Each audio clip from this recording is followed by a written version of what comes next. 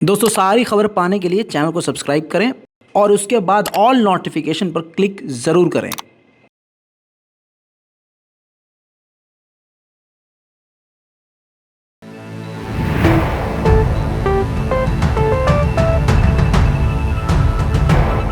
सलाम, नमस्ते, सत श्री अकाल। मैं हूं रजा और आप देख रहे हैं रजाग्राफी की इंटरनेशनल प्राइम टाइम रिपोर्ट, जिसके अंदर दुनिया भर की बड़ी बड़ी खबरें आसान और सिंपल भाषा में हम आपको बताते हैं। आपको बता दें कि ईरान रास्ता बन गया है, दरवाज़ा बन गया है भारत के लिए। जी हाँ दोस्तों, भारत और रूस की दोस्ती में मसाले का काम कर दिया है ईरान ने। एकदम मज़ा आ गया है। मामला यह है कि ईरान, रशिया और भारत के बीच में डील हुई है, जिस डील के मुताबिक 12 मिलियन टन का सामान रशिया ईरान के पोर्ट का इस्तेमाल करते हुए बंदर अब्बास समेत कई पोर्ट कहा जा रहा है कि इस्तेमाल करेगा ईरान के भारत भेजने के लिए। जी हां, आपको बताऊं, ईरान और भारत के बीच जो दोस्ती है वो भी काफी पुरानी है। रशिया और भारत की भी दोस्ती सारी दुनिया जानती है, बेहद पुरानी है। अब ये तीनों तिगड़ियां मिलकर गेम चेंज कर रही हैं। स्क्रीन पर देखिए, नव भारत टाइम्स की रिपोर्ट है और फुल स्क्रीन पर इसलिए दिखा रहा हूं ताकि किसी भी गू खाने वाले को ऐसा ना लगे कि ईरान का प्रमोशन रजाग्राफी पर हो रहा है। नहीं, जिस मुसलमान को तुम दिन रात गाली बकते हो वही मुस्लिम देश, वही ईरान, एक मुल्लों का देश, भारत के लिए एक बड़ा रास्ता बन गया है, भारत का दरवाजा बन गया है। देखिए क्या लिखा है टाइटल पर, भारत का प्रवेश द्वार बनेगा ईरान। द्वार का मतलब होता है गेट। रूस संग मिलाया हाथ, एशिया में पुतिन का है बड़ा प्लान। दोस्तों, सिर्फ नव भारत टाइम्स की आधी अधूरी रिपोर्ट की बात करें तो कुछ बात मैं आपको इसी से बता देता हूं। भारत और रूस की दोस्ती को और मजबूत करने में ईरान बड़ी भूमिका निभाने जा रहा है। ईरान और रूस के बीच 12 मिलियन टन रूसी सामान के ट्रांजिट के लिए सहमति बन गई है। यह रूसी सामान ईरान के international north south transport corridor के रास्ते भारत भेजा जाएगा। इसके अलावा कहा यह जा रहा है दोस्तों, जो आगे की जानकारी है कि रूस से ईरान के रास्ते चीन तक सामान भेजने का प्लान है और अगले 1 सालों में यह 12 से 30 से 35 मिलियन टन सामान भारत भेजने का रूस प्लान कर रहा है। इससे भारत को, रशिया को और ईरान को भी भारी भरकम फायदा हो सकता है। कमाल की बात यह है कि जहां पूरी दुनिया मिलकर ईरान, रशिया और भारत को अलग अलग तरीके से दबाने की कोशिश कर रही थी, आपके दिमाग पर जोर डालकर याद दिला देता हूं, भारत ने S-400 रशिया से लिया तो अमेरिका ने भारत को लाल आंख दिखाई। अब इसके बावजूद जब भारत नहीं झुका तो रूस से इस जंग में दोस्ती रखने पर भी भारत को अमेरिका ने लाल आंख दिखाई। भारत पर कद्दू भी फर्क नहीं पड़ा। आगे बढ़ के अगर ईरान को देखें तो ईरान पर तो किसी का फर्क कोई नहीं पड़ता। अमेरिका हो चाहे इजराइल, चाहे बरतानिया हो चाहे कोई और, कोई भी ईरान पर कुछ भी बोले, ईरान को कोई फर्क नहीं पड़ता। आते हैं रशिया की तरफ। रशिया से पहले से ही खार खाकर बैठा हुआ है अमेरिका, क्योंकि अमेरिका को टक्कर देने वाला रूस है। सबसे ज़्यादा घातक बनाने वाला हथियार रूस है। तो आप समझ सकते हैं, ये तीनों तिगड़ी, भारत, ईरान यानी इंडिया, ईरान और रशिया, बेहतरीन तिगड़ी बन गई है। लेकिन आपको बता दूं कि रशिया इस दौरान जंग के हालात में पूरे एशिया में साजो सामान भेजने को तैयार है। लगभग कहा यह जा रहा है कि मॉस्को से, रशिया से जो ट्रेन सामान लेके निकलती है वो जब चीन पहुंचती है तो इसमें 40 से 45 दिन लगते हैं।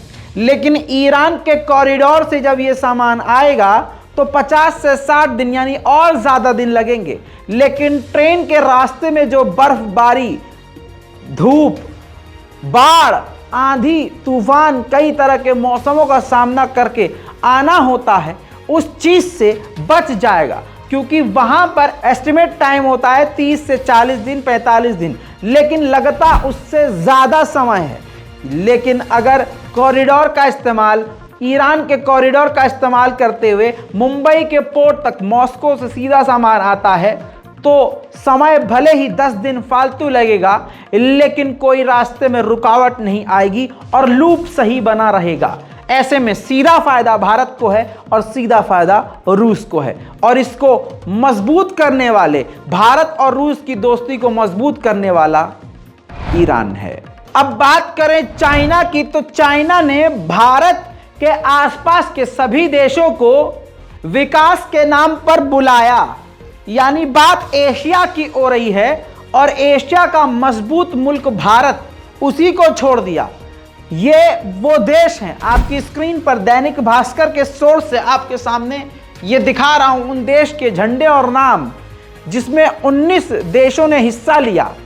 जी हां, अभी इन 19 से 20 देशों को इनविटेशन चीन ने दिया है कि आइए विकास, पूरे अपने इलाके के विकास की बात करते हैं, जिसमें Indonesia, Pakistan, Myanmar, Sri Lanka, Bangladesh, Maldives, Nepal, Afghanistan, Australia, Oman, south Africa, Mizoram, Mozambique, Tanzania, Seychelles, Madagascar, Mauritius, Djibouti, Iran और केन्या है।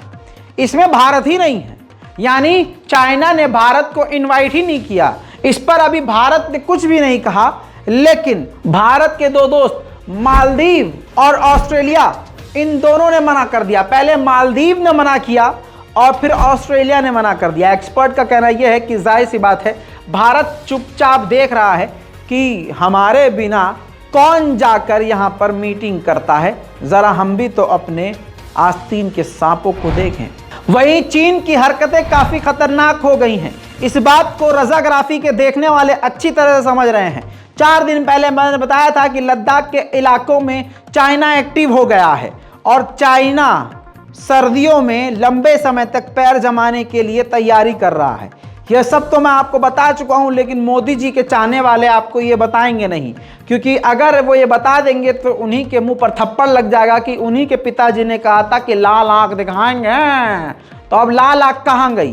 दोस्तों, आगे बढ़ते हुए अब आपको यह बताना जरूरी है कि चाइना की वो हरकत आपको याद होगी कि उसने अपना जासूसी विमान शिप श्रीलंका भेजा था, याद आया? जी हां, जिसके बाद ये कई बार जासूसी विमान बताया जा रहा है श्रीलंका के हम्बनटोटा पोर्ट पर देखा गया। ऐसे ही जासूसी विमान की वजह से हमने, यानी हमारे भारत के जो हथियार बनाने वाली कंपनी हैं, उन कंपनियों ने जो नए नए टेस्ट करने थे उसको भी डिले कर दिया, पोस्टपोन्ड कर दिया। आपको पता है कि काफ़ी लंबे समय बाद हमने अग्नि 3 का सफल परीक्षण किया, लेकिन वो डिले हुआ क्योंकि अपना जासूसी जहाज ये हम्बनटोटा पोर्ट पर या आसपास भेज रहा था। भारत की खुफिया एजेंसी रॉ श्रीलंका पहुंच गई है। रिपोर्ट आपकी स्क्रीन पर है दोस्तों। रिपोर्ट के मुताबिक बताया गया है कि रॉ के जो सुप्रीम कमांडर हैं, रॉ के सबसे बड़े जो एजेंट हैं, उन्होंने ज़बरदस्त तरीके से एंट्री करी है श्रीलंका में। उन्होंने वहां पर सभी सीनियर अधिकारियों से, डिफेंस से लेकर राष्ट्रपति से मुलाकात करी है। अब आपकी स्क्रीन पर ये जो रिपोर्ट लगी हुई है, इसका ही टाइटल देख लीजिए। श्रीलंका के रास्ते भारत की मिलिट्री की जासूसी कर रहा चीन, रॉ चीफ एक्शन में, फेल होगी हर चाल। देखिए, होगी हर चाल, अभी फेल चीन की चाल नहीं हुई है, लेकिन भारत के टट्टी मीडिया, गोदी मीडिया ने लिख दिया है कि चाल फेल होगी। अब आप समझिए, यही बात अगर मैं बोलता, पेट में दर्द होता, गू खाने वालों के बहुत दर्द होता। रजागरा पे मुर्दाबाद, विद्रोही, गद्दार, देशद्रोही सब बोलते। इनको करना क्या है? हवा में गू उछालना, गटक लेना है अंदर सीधा। फिर जैसे ही इनका कोई झूठ पकड़ा जाए तो फिर पेशाब पी के फिर टून हो जाना है, सारी दिमाग के नसें फिर बंद, अगला फिर से कुछ नया ढूंढेंगे। लेकिन दोस्तों, इनकी औकात ये देखिए कि अखबार खुद लिख रहा है जो बात मैं बोल रहा था कि चीन भारत के खिलाफ शांत नहीं बैठा है। अब रॉ को जाना पड़ा, रॉ के बड़े लीडरों को और अफसरों को श्रीलंका जाना पड़ा और श्रीलंका जाकर पूछताछ कर रहे हैं कि आखिर ये चाइना कर क्या रहा है। श्रीलंका के रास्ते भी भारत को घेरने की कोशिश। अगर यही टाइटल मैं डाल देता तो अंधभक्तों के पिछवाड़े में बहुत दर्द होता। अब आपको अमेरिका ले चलूं बिना पासपोर्ट बिना वीजा के, देखिए कमाल। अब आपको ये तस्वीर देखनी चाहिए। अमेरिका के एक शहर मैरीलैंड में एक प्राइवेट जेट जिसमें 2 से 4 व्यक्ति सवार हो सकते हैं, ये तारों में जाकर फंस गया बुरी तरह से, जिसमें 2 लोग घायल हुए और 90,000 घरों की बिजली यानी बत्ती गुल हो गई।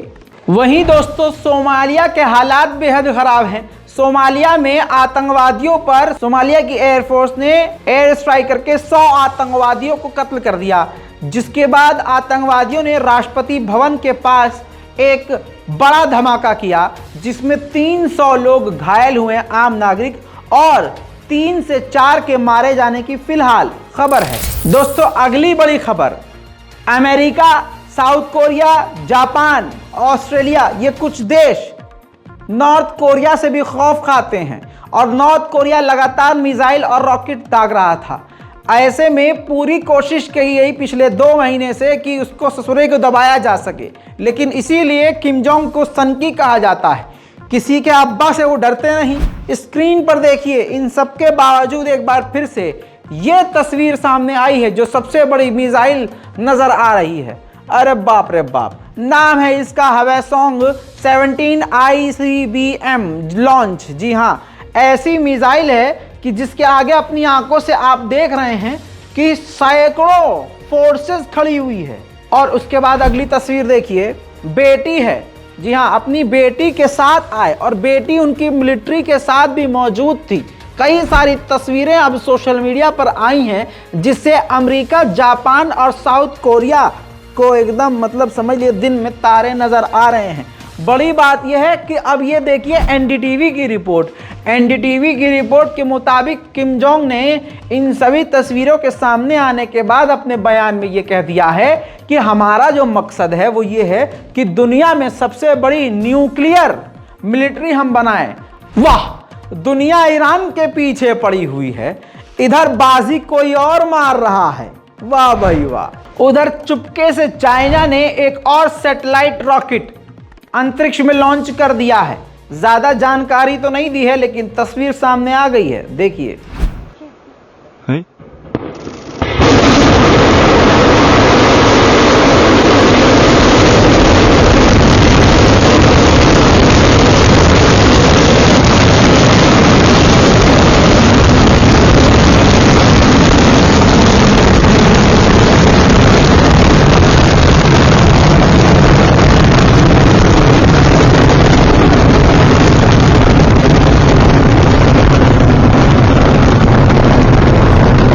अब आप ये देख चुके हैं तो आगे की बात सुनिए। रिपोर्ट लगा दी है यहां पर मैंने। रिपोर्ट के अनुसार अमेरिका के जर्नल ने, टॉप जर्नल ने कहा है कि चाइना, देखिए ये बात याद रखिए, चाइना नेवी में भारत और अमेरिका से काफ़ी आगे है। भारत की बात करिए ही मत, आप सिर्फ अमेरिका को मान लीजिए। अमेरिका ही मान चुका है कि पूरी दुनिया में सबसे बड़ी और ख़तरनाक नेवी आर्मी किसकी है? चाइना की है। अब जर्नल ने कह दिया है, दोबारा जर्नल ने कहा है, इस रॉकेट और सैटेलाइट लॉन्च को देखने के बाद जो पिछली बार से कई मरतबा तेज, अब जल्दी जल्दी कामयाबी से रॉकेट ये जो खला में अंतरिक्ष में छोड़ रहा है चाइना, इसको देखते हुए अमेरिका के टॉप जर्नल ने कहा है कि चाइना अंतरिक्ष में अमेरिका को पछाड़ देगा। हम अभी भी जल्दी जल्दी सैटेलाइट लॉन्च करके अंतरिक्ष में कहीं ना कहीं कोशिश करके चाइना को पछाड़ सकते हैं, क्योंकि आने वाले समय में चाइना काफ़ी मजबूत हो जाएगा।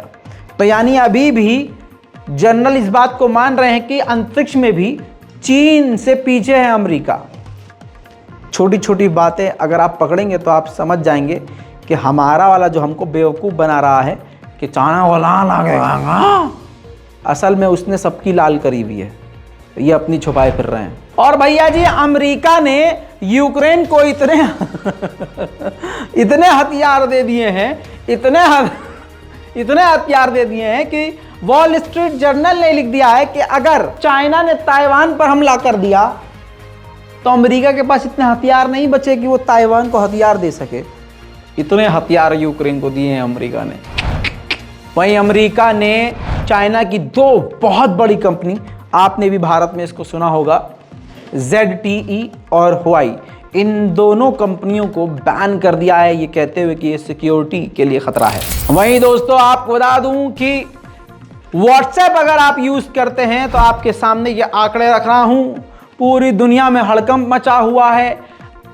कई देशों का डेटा, जी हां, वो $2000, $7000 में बिक रहा है। जी हां, इसमें ये जो लिस्ट है, इन देशों के आगे डेटा लिखा हुआ है। यानी देखिए, इजिप्ट सबसे पहले लिखा हुआ है। इजिप्ट का देखिए 4 करोड़ से ज्यादा लोगों का डेटा बिकने के लिए तैयार है। ऐसे ही इटली का जो है 3 करोड़, अमेरिका का भी 3 करोड़ है, सऊदी अरब का भी 2 करोड़ है, तुर्की का लगभग 1.5 करोड़ है।